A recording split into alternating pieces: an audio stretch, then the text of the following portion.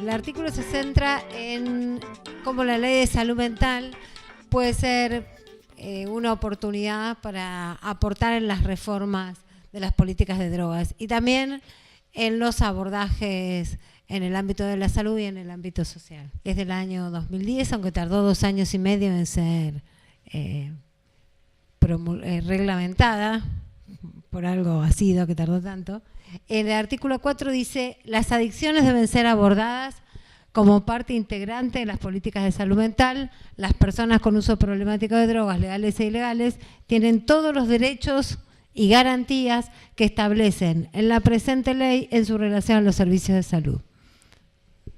Esto como un punto de partida es auspicioso, porque ubica los problemas de los consumos de sustancia como asuntos de salud mental y derechos humanos, que eso es una novedad porque tradicionalmente se lo ha ubicado en la modernidad y en Occidente como un problema de seguridad. Entonces que se lo ubique claramente en una ley nacional en el campo de la salud mental es un movimiento que para nosotros es interesante, pero que tiene un montón de implicancias y que no es sencillo, digamos, ¿no?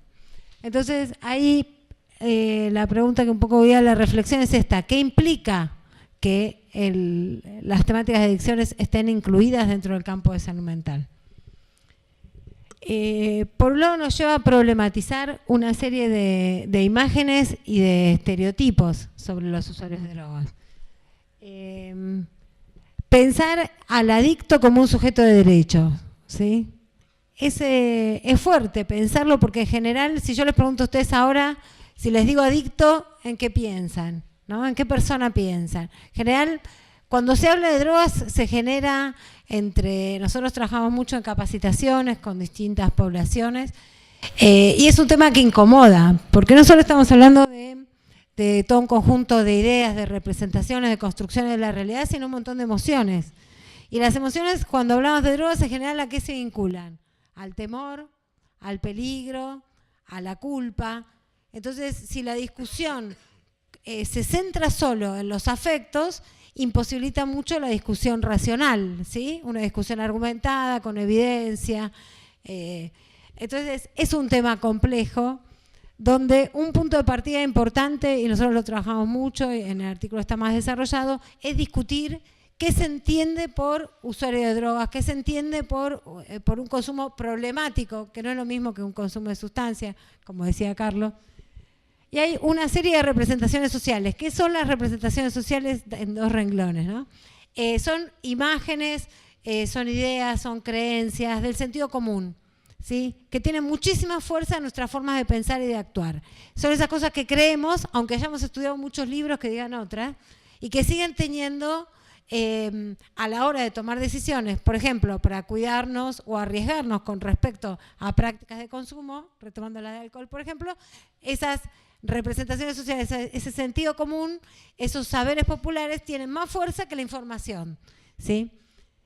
Y las representaciones sociales sobre el consumo, podríamos hablar 2 horas de eso, pero cuando pensamos en los usuarios de drogas, algunas de ellas, ¿no? Pensar, por ejemplo, subjetividades totalmente comandadas por un tóxico, ¿sí? Como si la sustancia manejara al sujeto.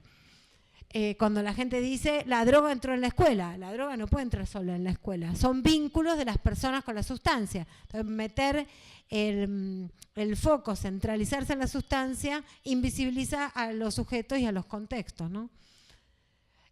Otra serie de representaciones es algo así, resumiendo mucho, un espíritu dominado que recayó en algo así como la tentación o el pecado, ¿no? Hay discursos religiosos de distintas religiones que atravesan fuertemente las ideas sobre los consumos, ¿no? Incluso los discursos religiosos tienen mucha participación también en los dispositivos de atención. Entonces es interesante incluir esas ideas cuando uno hace un análisis. Otras representaciones son las imágenes del camino, el camino de ida, el camino sin retorno, y definiciones ontológicas. ¿Qué son las definiciones ontológicas? Cuando una persona dice, soy adicto, y se instala en esa definición del ser, ¿no? De la ontología refiere al ser, como si eso fuera su persona, ¿no? Identificando totalmente la complejidad de su subjetividad, que además cambia, porque todos cambiamos, ¿no? Y es un poco extraño escuchar a alguien que diga, soy adicto, hace 60 años que no consumo sustancias. Uno diría, ¿no? Si uno ubica en la historia de su vida como cada uno de nosotros fue cambiando, supongamos consumo de alcohol o consumo de tabaco, que todos tenemos alguna trayectoria de vínculo con el consumo de alcohol, no siempre consumimos igual y tienen que ver con distintos momentos de la vida de las personas, y así son todas las trayectorias de los consumos problemáticos y los no problemáticos. Entonces, pensar que no tiene retorno, además, tiene efectos en lo que tiene que ver con las intervenciones en salud. Los que trabajamos en el campo de la salud apostamos a la transformación, en algún sentido construida con otro, ¿no? A la posibilidad de algún cambio, de mejorar, construido con el otro, por supuesto, no impuesto, pero mejorar sus condiciones de vida en el sentido más general. Estas ideas de que no hay retorno, que es irreversible, que si alguien queda instalado con una etiqueta no se puede modificar, pueden ser complicadas porque obstruyen la posibilidad de cambios, ¿no? Otra imagen de las representaciones sociales es la imagen hedonista del sujeto consumista, ¿no? El sujeto posmoderno que vive para consumir, ¿no? La imagen de la sociedad de consumo, que se problematiza para algunas sustancias y para otras se promueve, paradójicamente, ¿no? Y cuando hablamos de adolescentes, se suma lo que se ha llamado la negativización de la juventud. Hay algunos textos muy lindos para que busquen en ese sentido, y tiene que ver con lo que decía Carlos, y un artículo también de Jorgelina Diorio que está en la revista, sobre el lugar de los adultos, cómo los adultos construimos a los jóvenes. Porque enseguida cuando se habla de consumo problemático de sustancias, todos pensamos en jóvenes, varones, pobres, ¿no? Haciendo la secuencia. Pero, ¿qué pasa con los consumos de los adultos? Los consumos de psicofármacos, que hablaba recién, son en su mayoría en adultos, no en jóvenes. Entonces, hay este tipo de casi doble discurso, de hipocresía generacional, digamos, donde nos alarma tanto lo que pasa con una generación y no nos interrogamos qué pasa con los propios consumos de nuestras generaciones, y más allá de los consumos de sustancia, cómo los adultos de nuestra generación estamos recibiendo, habilitando, sosteniendo, promoviendo la autonomía de los adolescentes y los jóvenes, ¿no? Desde esas miradas de negativización, de la mala junta, de pensar que no van a poder, por supuesto que no van a poder si los miramos así, ¿no? Entonces, todo este conjunto de representaciones son temas para profundizar, porque desde ahí solemos pensar la problemática. Entonces, que la ley de salud mental ubique a los usos de sustancias, a los usos problemáticos, como un tema de derecho, ¿sí? Y como un tema de salud mental, posibilita discutir mucho de estos estereotipos. Hay 3 frases de la ley, 3 selecciones de la ley de algunos artículos.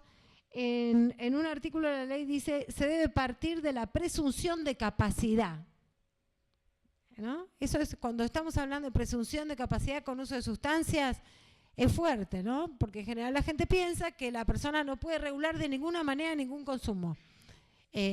No queremos decir que pueda regularlos todos, todo el tiempo, ¿sí? Pero está demostrado, y en trabajo en intervención lo hemos visto mucho, como incluso personas que están muy deterioradas, con un consumo problemático, con mucho padecimiento, buscan formas de cuidarse. Y eso, para los que trabajamos en salud, tomar esos pequeños cuidados, esas regulaciones, no solo singulares, sino colectivas, como las personas se cuidan entre sí, son muy importantes como punto de partida. Entonces, la ley habla de la capacidad, el tema de los derechos humanos. Y en el artículo 7 dice, el Estado reconoce el derecho a que el padecimiento mental no sea considerado un estado inmodificable. Eso también es importante, porque es una posición de pensar que no es que van a quedar ahí para siempre las personas en general, sino que tienen posibilidad de cambiar, como opuesta, ¿sí? Se escucha mucho, y en el ámbito de la salud lo hemos escuchado con preocupación, con esas personas no se puede hacer nada, ¿no? Lo deben haber escuchado en los hospitales, no sé qué hacer, que está todo perdido, o todas esas historias terminan mal. Si uno desde ahí va a intervenir, ¿cómo va a intervenir, no? Entonces la ley ahí está marcando unos cambios muy importantes, no son solo enunciados de leyes. Interpela prejuicios que sostienen la idea de una patología progresiva e irreversible, la imagen de la carrera de consumo lineal y siempre ascendente, ¿no? El camino de ida, esa es otra imagen que está demostrado claramente con cualquier historia de vida de una persona con problemas de consumo. Vemos que no es siempre igual, siempre ascendente y progresivamente más riesgoso el consumo, no necesariamente. Es bastante más complejo, ¿no? Estas representaciones y este reconocimiento de derechos se complica mucho más cuando las personas están en situaciones de vulnerabilidad, en situaciones de subordinación con respecto a otros que son los que socialmente se encuentran en lugares de mayor estatus. Por ejemplo, es más complicado cuando se trata de personas pobres, de mujeres, de niños, ¿sí? Y podríamos nombrar un montón de otras situaciones, personas que viven con VIH, personas trans, pero si además empezamos a sumar, porque se trata, qué sé yo, de una niña que es mujer, que es pobre, ¿sí? Y que vive con VIH, se multiplica, ¿no? Se potencian. Entonces, en los servicios de salud y en general en las instituciones, hay mucha estigmatización, especialmente de la situación de pobreza, sumado a la distancia social que suele haber entre los sectores profesionales, esto está estudiado desde la antropología de la salud, y las personas que consultan, especialmente los servicios públicos. Entonces, este artículo 3 de la Ley de Salud Mental dice: en ningún caso puede hacerse diagnóstico sobre la base exclusiva de estatus político, socioeconómico, pertenencia a un grupo cultural, racial o religioso, elección o identidad sexual, o la mera existencia de antecedentes de tratamiento u hospitalización. Eso es fuerte en la realidad de muchas de las instituciones, ¿no? Esta es una pequeña selección de algunos derechos que reconoce la Ley de Salud Mental. Si los pensamos específicamente para los problemas vinculados a los consumos de sustancia, adquieren mayor relevancia todavía.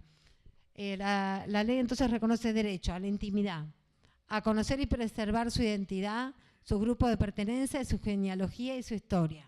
A recibir tratamiento. Hay derecho a recibir tratamiento si la persona lo solicita, ¿no? A recibir o rechazar, también rechazar, ¿sí? Asistencia o auxilio espiritual o religioso. A ser informado de manera adecuada y comprensible de todo lo inherente a su salud y tratamiento. Esto es súper importante. Acceder a su historia clínica, esto también lo dice la Ley de Derechos del Paciente, pero todos tenemos poca práctica en este derecho que tenemos, esa información es nuestra, los datos sobre las historias clínicas. Menos aún cuando son personas en situación de vulnerabilidad, cómo se apropian de estas posibilidades, ¿no? Poder tomar decisiones relacionadas con su atención, que puedan elegir. ¿Sí? Por ejemplo, las personas saben poco sobre los tipos de tratamiento, sobre las opciones, sobre las consecuencias, y sobre eso es deber de los equipos de salud informar, ¿no? También la ley dice, selecciono así rápidamente, que el Estado garantiza el derecho a acceder de modo gratuito, igualitario y equitativo a atención integral de la salud mental desarrollada perfectamente fuera del ámbito de internación. Si pensamos qué dispositivos existen para abordar los consumos problemáticos de sustancias, muchos son dispositivos de encierro. Y lo que está diciendo la Ley de Salud Mental no es que de ninguna manera se puede internar, sino que la internación tiene que ser solamente el último recurso y que antes hay que intentar probar y comprometerse en otras alternativas. Incluso se propone sustituir los manicomios por instituciones que trabajen en los territorios, que sean ambulatorias. Es un giro enorme que además necesita presupuesto, equipos, revalorizar desde las carreras ese tipo de abordaje, porque las disciplinas de la salud nos preparan más para el trabajo clínico, individual, dentro del consultorio, ¿no? A ver... Una lucha de modelos, le puse a esta, porque el nuevo marco regulador se ofrece como una herramienta que legitima enfoques y prácticas subalternos. No son los enfoques hegemónicos en las disciplinas del campo social ni de la salud. Por eso no es sencillo, es un campo de disputa de poder entre sectores con intereses económicos, ideológicos y corporativos creados.